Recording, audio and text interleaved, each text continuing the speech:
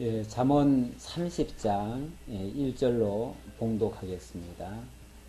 이 말씀은 야게의 아들 아굴의 잠언이니 그가 이디엘 곧 이디엘과 우갈에게 이룬 것이니라. 나는 다른 사람에게 비하면 짐승이라. 내게는 사람의 총명이 있지 아니하니라. 나는 지혜를 배우지 못하였고 또 거룩하신 자를 아는 지식이 없거니와 하늘에 올라갔다가 내려온 자가 누구인지, 바람을 그 장중에 모은 자가 누구인지, 물을 옷에 싼 자가 누구인지, 땅의 모든 끝을 정한 자가 누구인지, 그의 이름이 무엇인지, 그의 아들의 이름이 무엇인지 너는 아느냐. 네, 우선 4절까지 봉독해 드렸습니다. 네, 주보를 보시면 나라를 세우시고 그리고 다스려 가시는 여호와에 대해서 증거하고 있습니다. 22장부터가 나라를 다스리시는 여호와에 대해서 증거를 하는데, 자, 세우신 나라를 어떻게 통제할 것인가, 그리고 어떻게 하면 그 세워진 나라가 형통해질 것인가, 자, 이걸 언급하고 있습니다. 22장부터 27장까지는 나라를 어떻게 다스릴 것인가 라면은 28장부터 31장까지는 어떻게 나라가 형통해질 것인가 라는 그러한 내용의 말씀이 되겠습니다. 자, 형통하게 되는 것은 먼저 지혜로 형통해질 수 있다. 이렇게 28장과 29장에서 얘기를 하고요. 자, 오늘 마지막 이제 30장에서 31장까지는 아무리 구슬이 서말이라도 깨어야 보배가 되는 것처럼 그러한 지혜로 세워진 나라가 그야말로 아는 대로, 깨달은 대로 그렇게 이루어지지 않는다면 또 무용지물이죠. 우리가 지식적으로는 많이 알고 있어도 그것이 실천이 되어지지 않으면 사실 내 것 아닙니다. 그건 그림에 불과한 겁니다. 그러니까 결국은 이론적으로 배우고 깨달고 어떤 그런 원리가 이제는 실제 나의 삶으로 또 이 교회로 말하면 교회의 어떤 원리로 실천이 되어져야죠. 그래야 진짜 형통해지고 견고해지고 굳건히 세워져가는 그런 곳이 될 것입니다.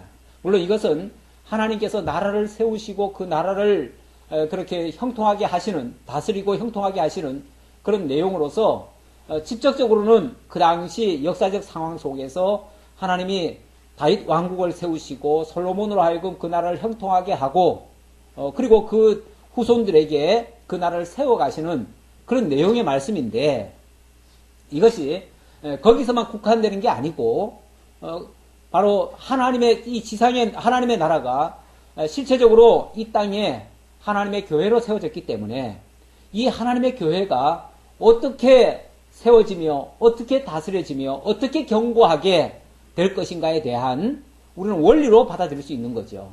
그래서 그 말씀이 오늘 우리에게는 이 교회 내에서 어떻게 이 교회가 견고히 세워지고 또 형통해질 것인가, 이것에 대한 말씀이다. 이렇게 이해를 하시고 받으시면 되겠습니다. 자, 30장부터 31장까지는 신행이 견고하게 한다. 신행을 통해서 견고하게 된다. 그 말인데요. 신행이라는 제가 용어를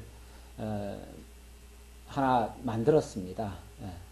신행이라는 말이 성경에 딱 있는 말은 아니에요.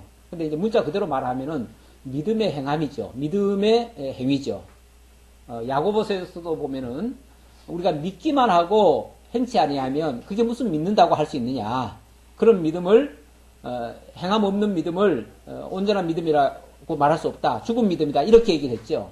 그런 것처럼 오늘 우리도 이론을 알았으면은 그것이 우리의 삶 속에서 배어 나와야 됩니다. 그래야 그 믿음이 진짜 있다는 것이 증명이 되어지는 거죠. 그럼 그것과 같은 이치라 그렇게 생각하시면 되고요. 그동안은 솔로몬이 자기 아들에게 직접적으로 나라는 이렇게 세우고 이렇게 다스리는 거다라고 얘기를 했다면, 오늘부터는 아굴이라고 하는 사람, 그리고 르무엘의 어머니라고 하는 사람, 어떻게 보면은 한 개인의 이야기죠. 그 개인을 통해서 어떤 그런 원리를 설명해주는, 그러니까 어떻게 보면 삶의 교훈이다 이렇게도 말할 수 있어요. 실제 그렇게 살았던 사람이 그렇게 산 자기의 경험을 가지고 하나님의 말씀의 원리에다가 비추어서 우리에게 교훈으로 남겨주는 그러한 잠언의 말씀이다. 자, 이렇게 보시고요. 자, 아굴이라고 하는 사람이 우리에게 잠언으로 남긴 내용을 하나님께서 당신의 계시의 말씀으로 우리에게 주셨는데요. 30장 1절로 9절에 보니까, 자, 여기 30장의 내용이요. 제가 기록을 해놓은 거 보면, 첫 번째 단락은 무지한 자에게, 이렇게 얘기를 합니다. 무지한 자에게. 그 대상이 있어요. 무지한 자고, 두 번째, 10절부터 17절에서는 어리석은 자에게, 자, 그 대상이 좀 어리석은 자다. 이렇게 얘기를 하고요. 그 다음에 18절로 23절에는 악한 자에게, 라고 했습니다. 그 다음 24절로부터 33절까지는 지혜자에게, 자, 이렇게 얘기했습니다. 그러니까 그 대상에 따라서 주어지는 그 잠언의 내용, 다시 말하면 교훈의 말씀이 각각 달라요. 각각 다르기 때문에, 그래서 사례가 각각 여러 가지 사례가 나오는 거예요. 크게는 한 4가지 사례로 설명을 제가 할 겁니다. 그렇게 일단 구분해서 말씀을 받아주시고요. 첫 번째는 무지한 자에게, 무지하다는 말은 모른다는 얘기죠. 아무것도 모르는 사람. 다시 말하면 진짜 알 것을 알아야 되는데 이 세상적으로 지식이 부족하다 그런 얘기가 아니고, 진짜 우리가 알아야 될 게 뭡니까? 진짜 우리가 알아야 될 거는 하나님에 대한 지식입니다. 그렇잖아요? 아니, 근본을 알아야죠, 근본을. 사실 지엽적인 것은 좀 몰라도 돼요. 우리가 세상 지식이 좀 부족하다고 해가지고 못 사는 거 아니에요. 그거는 삶에 조금 편리는 줄 수 있고 좀 불편은 줄 수 있지만 그게 진짜 우리의 생명을 좌우시키지는 않아요. 그런데 진짜 우리의 생명을 좌우할 만한 지식이 있어요. 그 지식은 바로 하나님에 관한 지식입니다. 그렇죠? 그러니까 하나님, 이 세상 천지 만물을 창조하고 주관하시고 다스려 가시는 진정한 대주제가 되시는 그 만군의 여호와 하나님, 그분을 아는 지식이야말로 최고한 지식이고 마땅히 알아야 될 지식이고, 그걸 모르면 그야말로 생명을 얻지 못하는, 그야말로 생명에 관계되는 지식이에요. 그러니까 다른 거는 좀 바보스러워도 괜찮아요. 다른 건 좀 몰라도 돼요. 하나님에 관해서만큼은 알아야죠. 그게 우리가 이제 이 다음에 영원토록 이 계시세계가 끝나고 나면 이건 어떻게 보면 우리가 잠시 여행 온 거나 마찬가지예요. 영원한 개념으로 봤을 때, 아주 큰 틀에서 봤을 때 인생, 그러면은 우리 인생이 전부인 줄 아는데, 이게 전부라고 생각하는데, 이 땅에서의 인생이 전부가 아니라 이것은 영원한 곳에서부터 이 땅에 잠깐 여행 왔다가 다시 돌아가서 영원토록 살아야 될 것에 대한 잠시 지금 여행 온 거나 마찬가지예요. 그러면 이 땅에서 우리가 알아야 되는 것은 이 땅의 것이 아니고 진짜 영원히 함께 살 그분을 알아야 되고, 그 나라에 대해서 알아야 되고, 그분이 원하시는 뜻에 대해서 알아야 된다 그 말이에요. 그걸 모른다면 근본을 모르는 것이고, 근본을 모른다는 것은 하나님의 나라에 살 자격도 없어요. 그렇잖아요? 그런 의미에서 무지한 자에게, 그렇게 모르는 자에게 그 말이에요. 그걸 모르는 자에게 여호와의 주권을 따라서 강구하도록 가르친다. 결국 하나님을 알고 그분의 뜻을 따라 살기를 구해야 된다. 그 얘기죠. 그런 차원으로 이해를 하시고요. 자, 이제 이 말씀이 주어지게 된 그런 배경이라든지 또 이 말씀이 하고자 하는 그 목적을 이렇게 말하고 있습니다. 3장 1절 다시 보겠어요. 이 말씀은 야게의 아들 아굴의 잠언이니 그가 이디엘 곧 이디엘과 우갈에게 이른 것이니라. 이 우갈 그러니까 꼭 제 이름 부르는 것 같아가지고 느낌상 그러는데, 예, 하나님이 우리에게 지금 주시려고, 이런 교훈을 주시려고 아굴이라는 사람을 통해서 이디엘과 우갈이라는 사람에게 주었다. 그 말이에요. 이 말씀을 주었다 그러는데, 여기는 이제 분명히 발신자와 수신자를 딱 밝히고 있지만 우리는 솔직히 아굴이 누군지, 이디엘이 누군지, 또 우갈이 누군지 알 게 뭐예요? 그렇죠? 우리가 굳이 그거 알할 필요도 없고 사실은 그렇습니다. 그런데 이 성경은요, 가만히 보면 이 단어들이, 이 이름들이, 특히 이름들이 그냥 아무 의미 없이 이렇게 기록되지는 않아요, 보면은. 그래서 이름에는 반드시 또 뜻이 담겨져 있어요. 특히 히브리어, 헬라어에는요, 히브리어는 더 그래요. 히브리어 그 이름들에는요, 의미가 다 부여되어 있어요. 그래가지고 우리가 그 뜻을 잘 모를 때는 그 이름의 그 단어를 좀 사실은 좀 생각을 해보는데, 여기에 이디엘과 우갈이 누군지는 모르지만, 그 이디엘이라는 말의 뜻이 있어요. 뜻은 뭐냐면, 그 엘자가 들어가면 하나님입니다. 엘은 하나님이에요. 근데 이디엘 하면은 하나님과 함께 하시는 자란 뜻이에요. 그 뜻 자체가. 그리고 우갈이라고 하는 말은 이거는 아주 강한 자다, 이런 뜻이에요. 그러면은 하나님께서 함께하는 자와 뭔가 자관 강한 자, 다시 말하면 뭐 어떻게 해서 강한지는 모르지만 자관 강한 자, 그런 뜻이에요. 그런 자에게 이 말씀을 주겠다, 그 얘기예요. 그렇죠? 그렇게 이제 이해할 수 있어요. 우리가 그 사람은 누군지 모르지만 자관 하나님과 함께하고 우리는 이제 이걸 지금 전체적으로 지금 믿음이라고 지금 얘기를 한다면 결국 믿음이 강한 자, 이런 자에게 이 말씀을 주겠다라는 뜻이에요. 자, 그렇게 일단 이해를 하시고요. 그거를 굳이 그 어떤 특정인이 우리가 잘 모르기 때문에 결국 우리를 향해서, 우리가 하나님과 동행하는 자 아닙니까? 하나님의 부르심을 잊고 이 하나님의 말씀을 받는 자는 이미 하나님과 동행하는 자라고 볼 수 있고요. 우리에게 하나님이 믿음을 주신 자들이에요. 그렇죠? 그러니까 하나님을 향한 믿음과 그 하나님과 동행하는 우리들에게 바로 이 말씀을 주셨다, 이렇게 받으시면 되는 거죠. 우리는 그렇게 이해를 하시고요. 자, 그런 자에게 이렇게 말을 합니다. 나는 다른 사람에게 비하면 짐승이라. 굉장히 좀 뭐라고 할까요? 자기를 굉장히 지금 낮춰서 지금 하는 말이죠. 나는 다른 사람에 비하면 나는 짐승이다. 사실 남들이 날 가리켜서 이 짐승 같은 놈 그러면 굉장히 불쾌하죠. 아마 그러면 대부분 싸우자고 덤빌 거예요. 그런 소리 우리는 함부로 못 듣습니다. 우리가 함부로 하지도 못하고요. 사실은 이 뭐 개 같은 놈 이렇게 우리가 또 욕할 때도 있잖아요. 그 말이 다른 말로 하면 이 짐승 같은 놈, 그 얘기랑 똑같은 얘기죠. 그런데 그런 말을 남에게도 잘 못 쓰지만 더군다나 자기가 그런 말을 자기 스스로 쓰기가 쉽지 않아요. 그런데 이 말은 진짜 깨닫고 나면 자기가 그런 자인 줄을 알아요.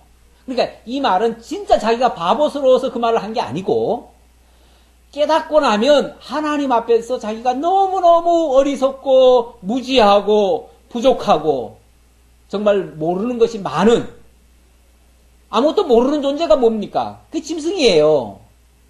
원래 사람은요, 짐승과 다른 게 뭐냐면 짐승은 잡혀 죽기 위해서, 잡혀 먹히고 죽기 위해서 태어난 존재라고도 볼 수 있어요. 그런 존재고 사람은 그게 아니에요. 사람은 이 모든 것을 통해서 하나님을 발견하고 하나님과 함께 살아가야 할 대상이에요. 그러면은 사람이 마땅히 하나님을 알고 그분과 동행하고 그분처럼 정말 우리가 변화돼서 그렇게 살아가야 마땅하고 그게 사람답다라고 얘기할 수 있어요. 그러면은 이제 사람답다라고 할 수 있는데, 만약에 우리가 그런 하나님의 기대치에 못 미치면 우리 자신이 스스로 봐도 나는 무지하다, 또는 무지하니까 아무것도 모르는 짐승과 같다, 이렇게 표현할 수 있는 거죠. 그러니까 이 말을 하는 거는 단순히 나는 뭐 너무너무 부족하다 이 차원이 아니고, 무슨 또 자기가 겸손해서 하는 말도 아니고, 하나님을 알고 나서 하나님에 대한 지식이 자기가 너무 부족함을 솔직히 고백하는 말이에요. 아울러서 이 말을 하면서 동시에 뭐라고 얘기를 하냐면 너는 아느냐, 이렇게 또 나와요. 너는 아느냐. 자, 나는 짐승 같다. 나는 아무것도 모른다. 그 얘기거든요. 나는 아무것도 모른다. 그런데 너는 아느냐? 이렇게 지금 표현을 하고 있거든요. 그 말은 사실은 우리 다 같이 지금 하나님에 대해서 제대로 모르고 있다. 그 얘기고, 또 더 나아가서 적극적으로 말하면 하나님을 알아야 된다. 그 얘기죠. 알아야 된다. 우리 함께 하나님 알자. 그 얘기예요. 이해되시죠? 예. 네. 자, 그러면은 좀 더 봅시다. 나는 다른 사람에 비하면 짐승이라. 내게는 사람의 총명이 있지 아니하니라. 사람으로서 마땅히 알아야 될 것을 아직 모르는 것이 많다. 그 얘기죠. 나는 지혜를 배우지 못하였고 또 거룩하신 자를 아는 지식이 없거니와.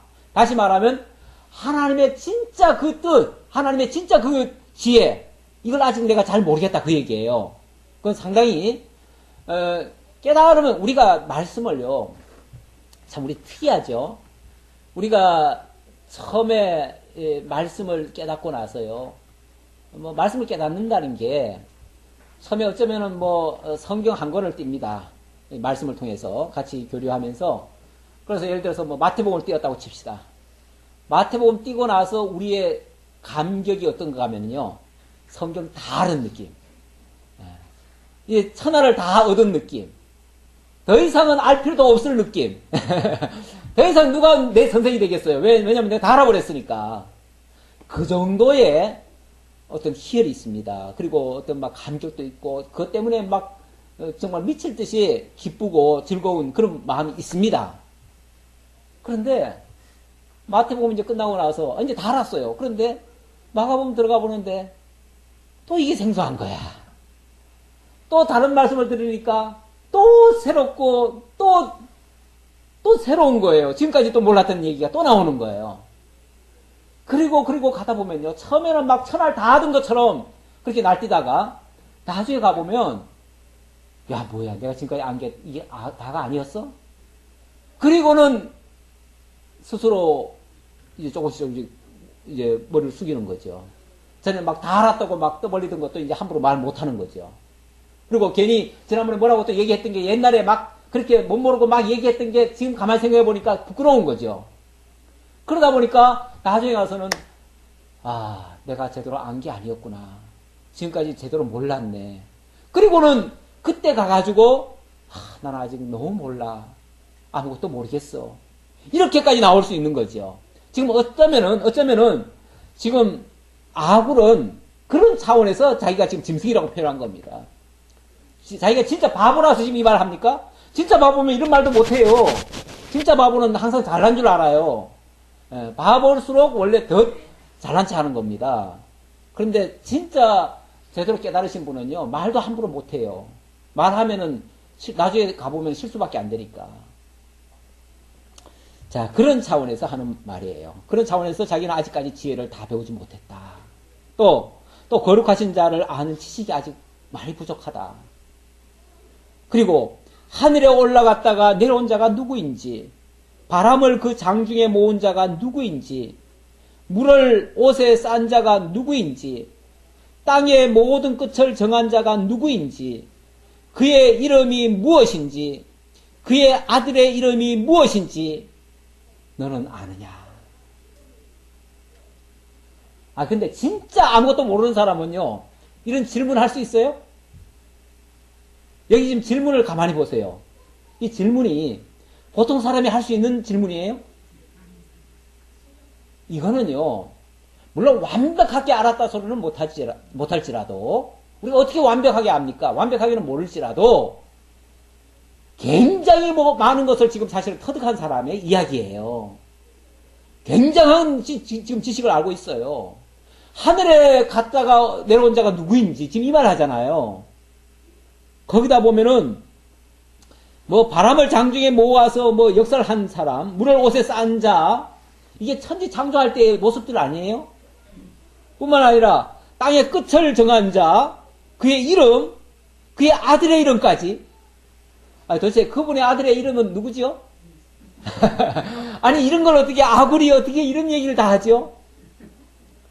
이거는 창조에서부터 종말까지를 지금 한눈에 다 꿰고 지금 하는 소리예요. 거기에 대한 답을 지금 안 줬을 뿐이지 사실은 모든 걸 지금 거의 다 통달한 사람이 지금 할 수 있는 말이라고 말이에요. 이런 사람이 나는 너무 몰라. 아무것도 몰라. 근데 너는 아니? 이 말 하는 거 아니에요. 그렇죠? 그러니까 이 말은요. 어떻게 보면 우리 그 수학에 보면은 부정의 부정은 강한 긍정입니다. 다시 말하면 지금 모른다. 뭐 나는 이것도 모른다. 그러면서 너는 아느냐라고 말했을 때는요. 이걸 어떻게 이해를 해야 되냐면 다른 건 몰라도 이거는 반드시 알아야 돼. 이 말이에요. 강력하게. 예, 그런 뜻으로 우리가 받아들여야 이 본문을 바르게 이해하는 겁니다. 네가 인간이라면 아까 그랬잖아요. 나는 아직 인간이라는 난 짐승 갖고 아직 잘 모른다 그랬는데 진짜 우리가 인간이라면 다른 건 몰라도 이거는 알아야 돼. 그 얘기예요. 이거 모르면 안 돼. 그 얘기예요. 강력하게 그걸 주장하는 얘기예요. 그러면서 그걸 알 수 있는 방법까지를 얘기를 하는데요. 하나님의 말씀은 다 순전하며 결국 이 모든 것에 대한 해답은 어디 있다는 거예요? 하나님의 말씀 안에 있다. 그것이 순도 100%의 순전한 하나님의 말씀이다. 그 얘기예요. 거기에 모든 답이 있다. 그 모든 것을 알려주는 것은 바로 하나님의 말씀이다. 라고 이야기하는 거예요. 그러면서 하나님은 그를 의지하는 자의 방패시니라. 그 하나님을 믿고 의지한다면은 그분이 거기에 대한 모든 답을 해주실 거다. 그 얘기죠. 너는 그의 말씀에 더하지 말라. 그러니까 그 하나님의 말씀이 순도 100%의 정확무어한 말씀이니까 거기에 덧붙일 것도 없다. 그 얘기죠. 덧붙일 것도 없고 물론 뺏어도 안 되겠고요. 그렇죠? 또 그걸 또 뒤집어서 얘기해도 안 될 것이고요. 그걸 거기다 각색을 해도 안 될 것이고요. 온전히 그 말씀 그대로 액면 그대로 전해라. 그러면 그 말씀 속에서 답이 있을 거다. 그 얘기죠. 그러니까 너는 그의 말씀에 더하지 말라. 그가 너를 책망하시겠고 만약에 더한다면 그건 하나님의 뜻을 어긋난 거고 잘못 가르친 거니까 하나님께로부터 책망받을 거다. 그 얘기고 너는 거짓말하는 자가 될까 두려우니라. 만약에 잘못 가르친다면 그것은 완전히 거짓말쟁이가 되는 꼴이죠. 하나님의 말씀을 맡은 자들의 사실은 두려움입니다. 어떤 면에서 말씀이라는 게요. 한편으로는 내가 많이 깨닫고 올바로 깨닫고 그래서 하나님 앞에 더 가까이 갈 수 있고 하나님과 동행할 수 있다는 그 좋은 측면도 있지만 우리가 만약 잘못 깨달아 놓으면요. 선생된 자가 잘못 깨달아 놓으면 그걸 가지고 수많은 영혼을 갖다가 죽일 수도 있어요. 그럼 수많은 영혼들을 바른 길로 인도하지 못하고 잘못된 길로 끌고 갈 수도 있어요. 그러면 이거는 자기만 죽으면 괜찮은데 남들까지 망하게 하는 결과가 될 수도 있어요. 이게 얼마나 위험한 말이에요. 왜 위험한 일이에요. 이 일이. 예수님 시대에 가장 책망을 많이 받은 사람들이 그 당시에 선생이라 일컬음 받은 랍비라 일컬음 받은 바리새인들과 서기관들과 제사장들이었습니다. 그들은 백성들로부터 한 몸의 존경을 받고 그리고 그들을 위해 군림하면서 선생 노릇을 했는데 예수님의 평가는 어땠냐면은 너희가 천국 문 앞에 앉아가지고 너희도 못 들어가면서 남들도 못 들어가겠다. 화 있을진저 외식하는 서기관들이요. 바리새인들이요. 이러면서 책망을 받았거든요. 그러니까 그거는 그야말로 자기만 망하는 게 아니고 자기만 망하면 화가 좀 조금이에요. 조금인데 남까지 망하게 하면 그건 화가 막 더 배가 되는 거 아니겠어요? 그거는 엄청난 정말 죄가 되는 거죠. 그러니까 함부로 선생 되려는 것이 사실은 위험한 일입니다. 그러니까 선생이라고 하는 그 위치보다는 정말 하나님을 어떻게 해서든지 바르게 알려주려고 하는 그런 뭐라고 할까 소개자 정도로 사도 바울은 중매쟁이다 이런 표현을 했는데 중매자 다시 말하면 연결하는 자로서의 역할만을 해야지 마치 뭐 내가 누구보다도 이 세상 그 누구보다도 더 똑똑하고 더 훌륭하고 모든 사람들 내용을 내가 다 가르치는 자인 것처럼 이렇게 행세하는 것은 굉장히 위험한 거예요. 예, 그러면서 이렇게 구합니다. 자, 이렇게 자기 분수를 알고 또 하나님의 자녀들에게 이렇게 하기를 원한다라고 말을 하면서 나는 이렇게만 구하겠다라고 자기 고백적인 이야기를 하는데요. 7절에 보니까 내가 두 가지 일을 주께 구하여 싸우니 내가 죽기 전에 내게 거절하지 마시옵소서. 나는 요것만 구하겠습니다. 그 말이죠. 우리가 하나님을 알고 나면요, 욕심을 자꾸 부리는 게 아니고 뭐 웬만한 욕심들은 다 허탄하다는 것을 알고 내려놓습니다. 내려놓고 나서 정말 하나님 앞에 겸손하게 구하는 게 있는데 그 구하는 내용이 바로 이겁니다. 곧 헛된 것과 거짓말을 내게서 멀리 하옵시며 헛된 것과 거짓말을 내게서 멀리 해달라. 내 입에서 진실만이 나오고 참 진리만이 증거되어야 되는데 혹이라도 내가 교만하게 내 생각을 얘기한다든지 내 어떤 하고 싶은 목적을 얘기를 한다든지 이렇게 되어지면 결국은 허탄한 것을 전하는 것이고 그것이 결국은 하나님 앞에는 거짓말하는 결과밖에 안 돼요. 하나님의 말씀을 이용해가지고 자기 어떤 목적 달성의 수단으로 사용하는 것밖에 안 돼요. 그러면 외적인 뭔가는 이루는 것 같은데 결과적으로는 하나님과는 아무 상관없는 얘기가 되고 말아요. 이렇게 되어지면 이거는 엄청난 해악을 끼치는 결과가 되어집니다. 사도 바울이 그런 말을 했어요. 내가 복음을 전한 다음에 하나님께로부터 버림받을까 두렵다. 그 말했죠. 사도 바울처럼 일 많이 한 사람 없습니다. 복음 전하는 일에 그렇게 주력한 사람이 없습니다. 그런데 그 사람조차도 내가 하나님의 일을 다 마친 다음에 정말 하나님 앞에 가가지고 난 너 모르겠다. 너 무슨 일 하고 왔니? 이러면은 할 말 없잖아요. 결국은 남는 것은 하나님 앞에 진실한 것 외에는 남는 게 없습니다. 이 세상에서 뭘 이뤘느냐 이게 목적이 아니에요. 그거는 하나님 앞에는 아무 상관없는 얘기예요. 그건 뭐 괜히 자기 공명심이나 일으켰겠지. 자기나 뭐 그걸 해가지고 자랑스러웠을지 모르지만 하나님 앞에 가서 그게 무슨 소용이 있어요. 하나님 앞에서는 하나님이 원하시는 일에 얼마나 내가 쓰임받았느냐 그게 중요한 거지. 그러니까 많은 일을 하는 것보다는 진짜 하나님의 원하시는 바 기쁘신 뜻 거기에 내가 얼마만큼 깨닫고 참여하고 그 일에 함께 기뻐하고 있었느냐. 그게 정말 나의 소중한 가치로 남는 거겠지요. 그래서 이 아굴도 그것만을 구하겠다는 거예요. 자기도 어떤 의미에서 지금 선생된 자 아닙니까? 선생된 자인데 선생이 뭐 내가 되고 싶어 됐습니까? 하나님이 그 자리에 지금 올려놓고 쉽게 말하면은 이 말씀을 지금 증거하라고 지금 해가지고 결국은 그 일을 하게 된 건데 혹이라도 그 일에 빠져가지고 그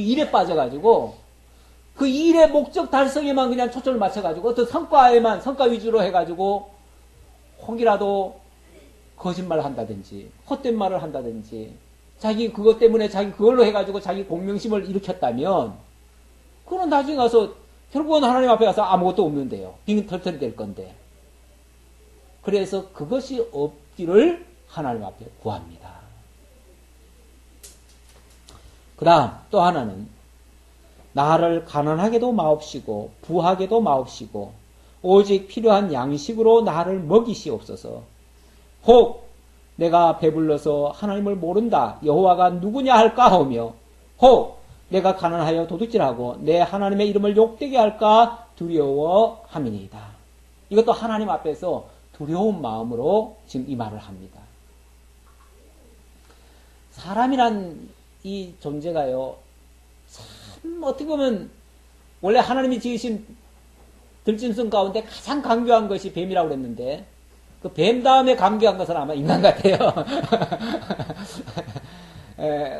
그러니까 결국 뱀이 마귀니까 마귀 다음으로 강조한 거는 인간들이에요.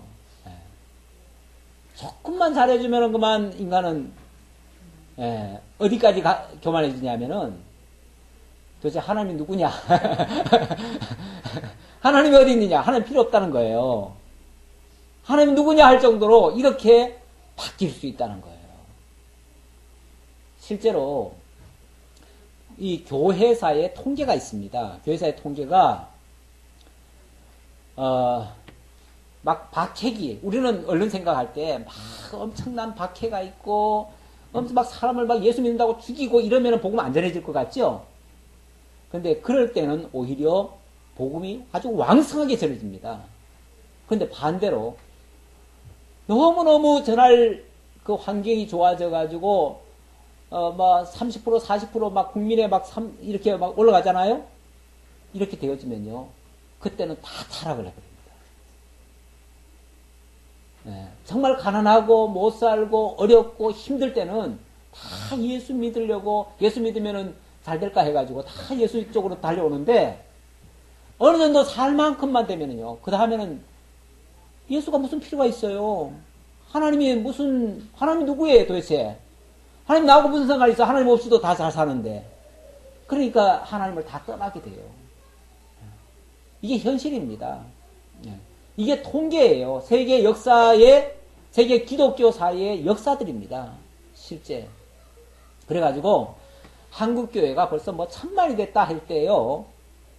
이미 내리막길 간다. 이건 타락의 길이다. 이제 남은 거는 타락밖에 없다. 라고 하는 예언자들이 있었습니다. 다 선지자들이 있었어요. 예. 이제 한국이 갈 길은 이제 타락밖에 없다. 한국교회가 갈 거는. 그랬는데 아니나 다를까. 급속도로 2000년대를 고비로 해가지고 막 급속도로 내리막길 가잖아요. 그러면서 그전에는요, 한국교회가 그렇게 비리가 많다는 얘기는 생전 듣도 봐도 못했어요. 그런데 근래 와가지고는 이거는 어디 가서 나 기독교인이요, 더군다나 나 목사요, 이런 소리 못할 정도로, 부끄러울 정도로 정말 욕을 먹는 시대고, 욕을 먹어도 싸요, 이제. 옛날에는 욕을 먹으면요, 항변을 했어요, 우리가. 예, 그렇죠? 그래도 여러분들이 오해를 하셔서 그렇지, 기독교가 그렇지 않습니다. 기독교가 그래도 선한 일도 많이 하고, 그래도 좋은 일 많이 합니다. 이러면서 했죠? 우리 다 했죠? 나도 했어요. 그런데 이제는 그런 말조차도 안 통해요, 이제. 예. 그만큼 실제로 부패한 모습이 너무 많이 나오는 거예요. 우리는 김일성이가 3대 세습을 해가지고 아주 악질이다 그러는데, 기독교에서 그냥 3대 세습도 해요. 3대 세습이 어디 멀리만 있는 게 아니에요. 예. 진짜 김일성 같은 그런 모습이 교회에서도 나타나고 있어요, 지금. 단순히 세습뿐이 아니라 그 모든 하는 일들이. 예. 이러니 무슨 변명을 하겠으며, 차라리 그냥 아굴처럼 나는 짐승입니다. 맞아요. 우리가 다 짐승 같아요. 이러는 게 맞지. 이게 맞지요. 그러니까 누가 욕하거든. 예, 맞습니다. 우리 욕 먹어도 싸요. 욕 먹어야 돼요. 기독교는 욕 먹어야 정신 차려요. 그러니까 아예 욕을 그냥 받으실 준비를 해야지 굳이 변명하려고 할 것도 없을 것 같아요, 이제는. 자, 아굴도 이걸 이미 성견지명으로 알기 때문에 나를 가난하게도 하지 마옵시고 부하게도 마옵시고. 근데 이게 너무 정말 참 부한 것도 이렇게 문제가 되고요. 또 너무 가난해도 사실은 문제는 문제지요. 너무 가난해가지고 도대체 교회를 갈래도 이놈의 직장이 그냥 주일까지 붙어 두는 바람에 교회를 갈 수가 있나. 도대체 너무 극심한 환경이 되다 보니까 북한 같은 데는 그냥 성경을 펴놓고 읽을 수가 있나. 나는 예수 믿는다고 말을 할 수가 있나? 이건 너무 열악한 환경이면은 도무지 아무것도 할 수가 없잖아요. 그러니까 너무 열악해도 안 되고, 너무 부유해도 안 되고, 그야말로 적당한, 적당히 어느 정도인지는 모르지만, 그건 각자마다 다 달라요. 왜냐하면 신앙 수준이 다 다르기 때문에, 아직 어린 성도들에게는 좀 아무래도 조금 부함이 조금 더 있어야 되겠고, 조금 성숙한 성도들에게는 조금 가난함이 더 있어도 충분히 견딜만 하기 때문에 요걸 이제 또 반대로 해석하면, 반대로 해석이 아니라 반대로 생각을 하면, 하나님은 사실은 우리들에게 항상 좋은 것을 주시는 분이십니다. 또 필요한 것을 주시는 분이십니다. 그렇다면 내가 현재 가난해요. 어려워요. 여러 가지 어려운 환경이 지금 놓여 있어요. 그렇다면 이것이 하나님께서 내게 적절한, 현재 꼭 필요한 그런 것으로 내게 주신 것이다 라고 받아야 된다는 얘기예요. 그렇죠? 또 반대로 내게 어느 정도 좀 부여함이 있다면 이 부여함을 통해서 또 하나님께서 나로 하여금 어떤 선한 일에 쓰게 한다든지, 또 그렇게 그러니까 나 자신을 위해서가 아니라 하나님을 위해서, 하나님의 교회를 위해서 나로 하여금 헌신하게 하려고 이렇게 하셨다라고 해석을 해야 된다는 거죠. 그게 정답이에요. 그렇게 억지로 해석하라는 얘기가 아니라 그게 하나님이 내게 정말 그야말로 적절하게 부유하게도 아니하고, 그러니까 부유하게란 말은 너무 지나치게 정말 잘 나가가지고 하나님도 필요 없다 할 정도가 되면 큰일 나잖아요. 그러니까 너무 잘 되는 건 문제가 있어요. 예. 제가 언젠가 그 얘기 했잖아요. 막 어머니는 권사님이라서 딸한테 날마다 새벽 기도 가가지고 기도를 해요. 그 딸 잘 되기를. 근데 그 딸은 이제 소매치기를 해요. 소매치기를 하면서 어머니가 늘 자기를 위해서 기도해 주는 줄 알아요. 그러니까 자기도 그 일을 하러 가기 전에 먼저 기도하고 나가요. 그리고 그날 용케 잘 통과하잖아요. 그래서 안 걸렸어요. 안 걸리면 하나님 앞에 감사 기도해요. 뭐가 되죠? 하나님 오늘도 어디 드라마에서 본 거예요, 제가. 하나님 오늘도 날 지켜주셨다고. 이런 식으로 기도를 하더라고요. 이거는 완전히 자기중심적이죠? 하나님은 자기 잘되는 일에 뭐예요? 도구로서 날 그냥 지원해주는 분. 내가 무슨 일을 하든 내 편이 되셔가지고, 항상 내 편. 그러니까 내가 강도짓을 하든, 살인을 하든, 무슨 짓을 하든, 자고 나로 하여금 어렵지 않게 하시고, 나를 도와주시고, 내 편이 되어주시고. 지금 이렇게 믿는 사람들도, 물론 극단적인 예지만, 그렇게 생각하시는 분들도 많아요. 하나님 무조건 내 편이다.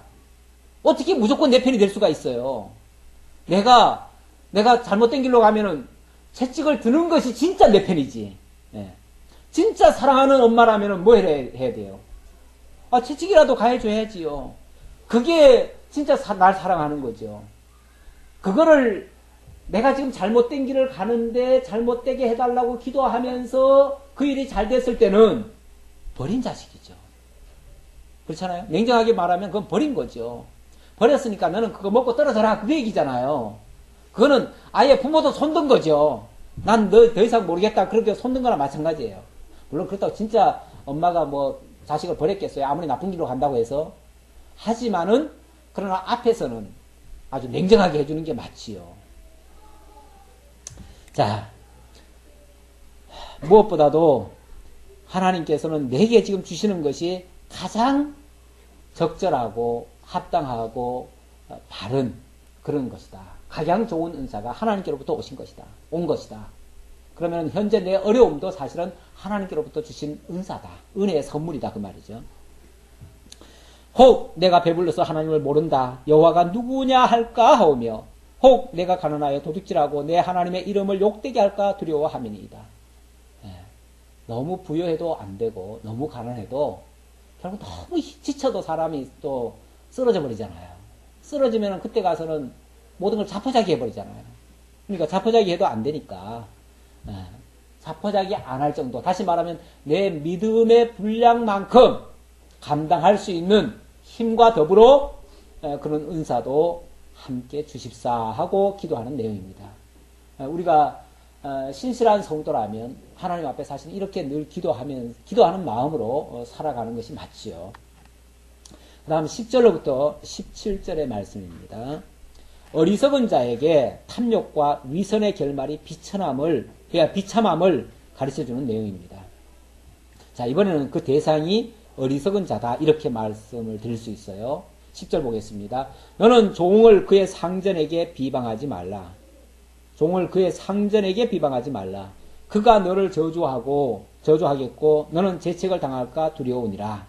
아비를 저주하며 어미를 축복하지 아니하는 무리가 있느니라. 아비를 저주하고 어미를 축복하지 아니하는 무리. 완전히 페르나죠. 한마디로 페르나. 그런 자들이 있다는 거죠. 그런 자들이 바로 어리석은 자라고도 표현할 수 있습니다. 하나님께서는 우리들을요, 어떤 경우에는 종으로, 어떤 경우에는 주인으로, 어떤 경우에는 부모로, 어떤 경우에는 자녀로, 이렇게 이 세상에서 어떤 위치를 이렇게 감당하도록 주셨습니다. 이거는 어떻게 보면은, 그러한 질서를 통해서 하나님을 깨닫고 경외함을 배우게 하시려는 하나님의 그런 섭리들입니다. 섭리 속에서 우리가 이렇게 이루어져요. 인간관계라는 것이 만들어져요. 그런데 그렇다면은 우리가 어떤 위치에서 하나님의 부르심을 받았든 그 위치에서 자기 역할을 해야 돼요. 다시 말하면 종으로 부르심 받았으면 종의 역할을 하고 주인의 부르심을 받았으면 주인의 역할을 하고 부모로 부름을 받았으면 부모의 위치에서 하고 자녀의 위치라면 또 자녀의 위치에서 그리고 각자 자기에게 주어진 역할 분담으로서 결국은 하나님이 섭리해 가시는 하나님이 다스려 가시는 이 세계에 대한 그런 원리를 배우고 하나님의 뜻을 배우고 거기서 하나님을 깨달아 가면 되는 거예요. 그러니까 우리 역할 분담은 다르지만 목표는 다 하나님 배우자는 거예요. 그렇죠? 하나님 배우자는 거니까 나는 이 일이 싫어. 내가 왜 하나님의 자녀인데 왜 내가 이 일을 해? 내가 왜 종노릇해? 이럴 수는 없다 그 말이에요. 오히려 자기에게 주어진 그 역할에 충실함으로써 하나님을 배우기를 원하시는 거지. 내가 이 땅에서 어떤 신분 상승이 목표가 아니라 그 말이에요. 우리 예수 믿는 사람은요, 신분 상승을 목표로 삼아서는 안 됩니다. 이 땅에서 어떤 부귀 광명을 목표로 삼아서는 안 됩니다. 그거는 아주 부차원적인 거예요.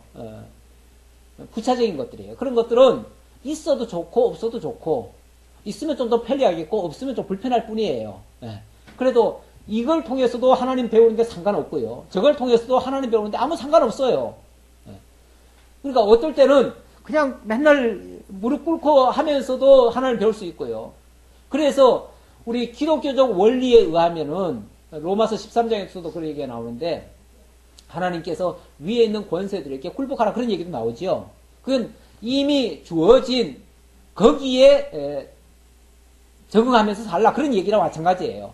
적응하면서 그 자체 사는 게 목적이 아니니까 어느 환경에서든 하나님 배우는 게 목표니까 하나님 배우는 데서 좀 맞춰라. 그러면 무슨 역할하고 무슨 상관이 있어요. 우리 인생도 어떤 면에서 크게 말하면 하나님이 만들어 놓은 그 무대에서 우리 다 각자 연극 배우로서 역할 분담하는 거예요. 역할 분담하는데 어떤 사람은 정말 종이 되고 어떤 사람은 왕이 된다고 해가지고 왕은 나중에 가서도 천국 가서도 영광 받고 종은 뭐 거기 가서도 맨날 욕이나 먹고 그런 줄 아세요? 안 그래요. 그 연말에 보면은 연말에 그 영화 시상식 하잖아요. 시상식 하면은 꼭 왕만 상 받습니까? 안 그래요. 어떤 사람은요, 저 종처럼 아니면 신하처럼 역할을 했는데도 그 사람이 나무주연상, 여우주연상 받아요. 그러니까 어느 역할에서든 그 자기 역할을 아주 잘 소화했으면 그러면은 이 땅에서 뭘 했느냐는 아무 상관없이 거기서 상급 받아요. 그러니까 우리는 그냥 어찌 보면 하나님이 펼쳐놓으신 연극 무대, 연극 배우다 이렇게 생각해도 상관없어요. 예. 그러니까 그 자기 역할에 충실하라. 그렇지 않고 자기가 마치 뭐 종이 주인 노릇하려고 하거나 아들이 부모 노릇하려고 하거나 그러다 보면은 막 대들고 그렇게 하겠죠. 예. 그럼 같이 막 싸우고 막 이렇게 하겠죠. 싸우는 이유는 그걸 인정하지 않는 거예요. 않기 때문에 그렇게 싸우는 거예요. 스스로 깨끗한 자로 여기면서도 자기의 더러운 것을 씻지 아니하는 무리가 있느니라. 자기는 뭐 잘난 채, 똑똑한 채, 훌륭한 채 하면서 실제로는 자기의 부정함을 씻지 않는 자. 자기 거는 안 하는 자, 그런 자가 있다는 거죠. 어찌 보면 교만한 거죠. 눈이 심히 높으며 눈꺼풀이 높이 들린 무리가 있느니라. 다 교만하고 그런 자들인데 이런 자들이 결국은 어리석은 자예요. 자기 분수를 모르는 거예요. 앞니는 장검 같고 어금니는 군도 같아서 가난한 자를 땅에서 삼키며 궁핍한 자를 사람 중에서 삼키는 무리가 있느니라. 앞니는 장검 같다. 막 큰 칼. 그리고 어금니는 군도 같다. 뭐 짧은 칼인가요? 무슨 칼인가요? 많은 칼인가요? 그래가지고 막 군도니까 많은 칼이겠죠. 그런 걸 가지고 막 집어삼키는 일에 써버린다. 다시 말하면 권세 있다고 해가지고 그걸로 막 포갑 정치를 하고 막 이렇게 한다면 그 말이죠. 그러면은 그거는 권리 남용입니다. 권리 남용. 아니 왕이라는 존재가 막 지배하고 짓밟고 막 빼앗고 이러라고 세워놨습니까? 아니죠. 그 하나님의 원리에서 봤을 때는 이 권세자는요 어린 자를 돌보라는 거예요. 어린 자를 섬기라는 거예요. 사실은 그래서 왕의 위치에 있다면요 가장 선한 백성들 그들부터 먼저 챙겨야 돼요. 왜 그러냐면요. 왜 그들부터 먼저 챙겨야 되냐면 힘 있는 자들은요 스스로도 살아갈 수 있어요. 안 도와줘도 살아요. 그러니까 저 가장 낮은 자리에 있는 자 정말 돌보지 않으면 죽을 자 그런 자들을 먼저 챙겨야 돼요. 그런 자들을 그런데 가만히 요즘 그 보면은 선거를 의식하는 사람들은 자기 표줄 사람들한테만 더 챙기죠. 어린애들은 표 안 주잖아요. 어차피 뭐 걔들은 좀 야박하게 해도 표 안 줘요. 그러니까 상관없어요. 그런 식으로 만약에 생각을 한다면 그건 굉장히 이기적인 생각이죠. 그렇게 되어지면 이거는 권세자가 부리는 쪽에 와 있는 거죠. 부리는 쪽에.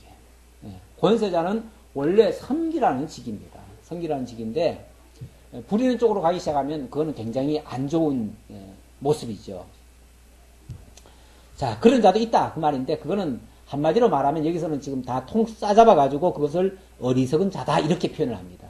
어리석은 자의 탐욕이다. 그리고 위선이다 그런 것들이. 그런데 그런 결말은 비참해진다. 자, 이 얘기를 하려고 하는 거예요. 자, 15절입니다. 그것을 이제부터 몇 가지 예로 설명을 하려고 합니다.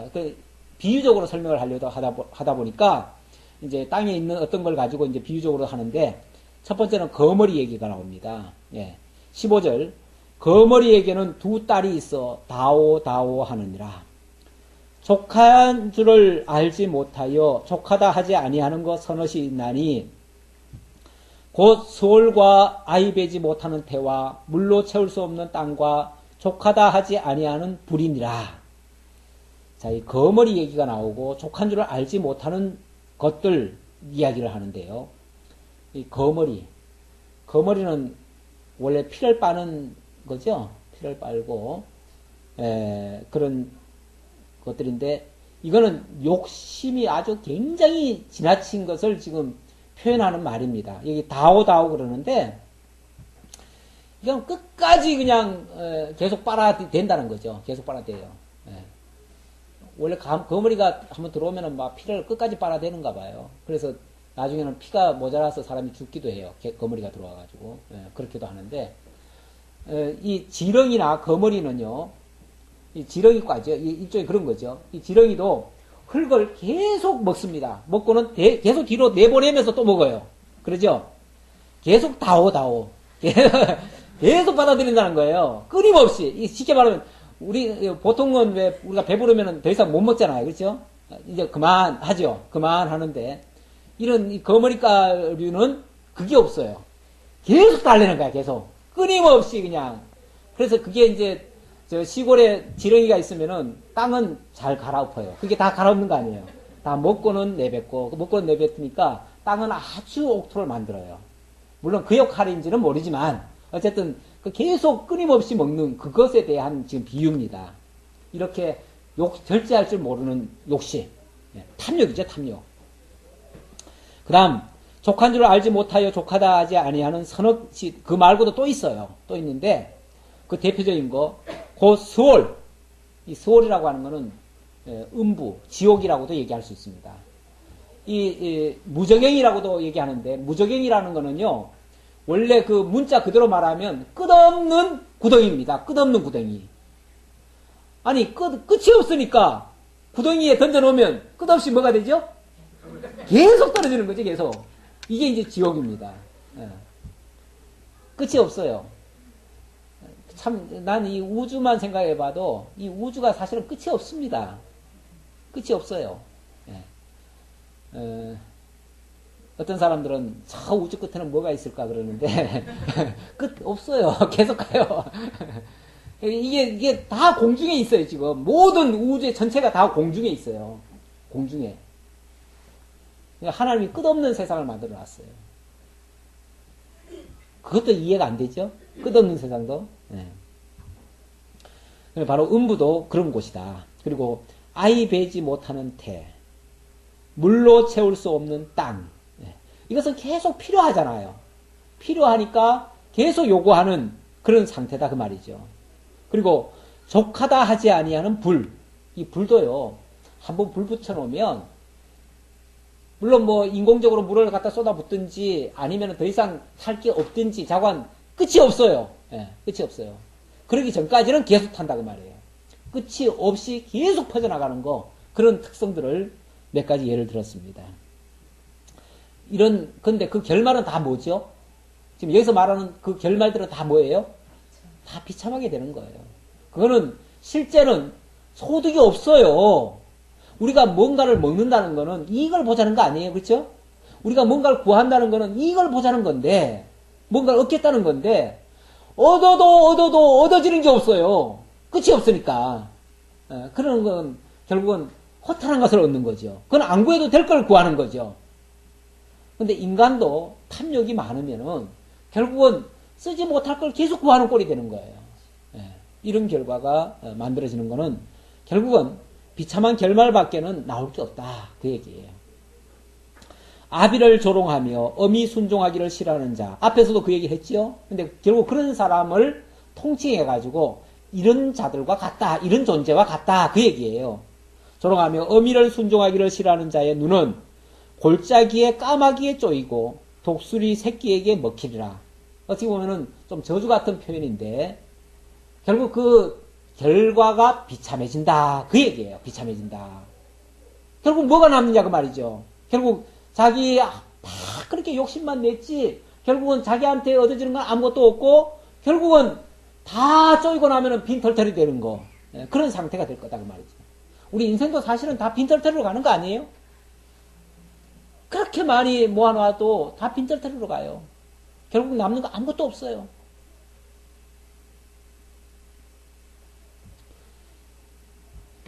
네. 네, 여기까지 하도록 하겠습니다. 오늘 진도가 많이는 못 나갔네요. 기도하겠습니다. 아버지 하나님 감사합니다.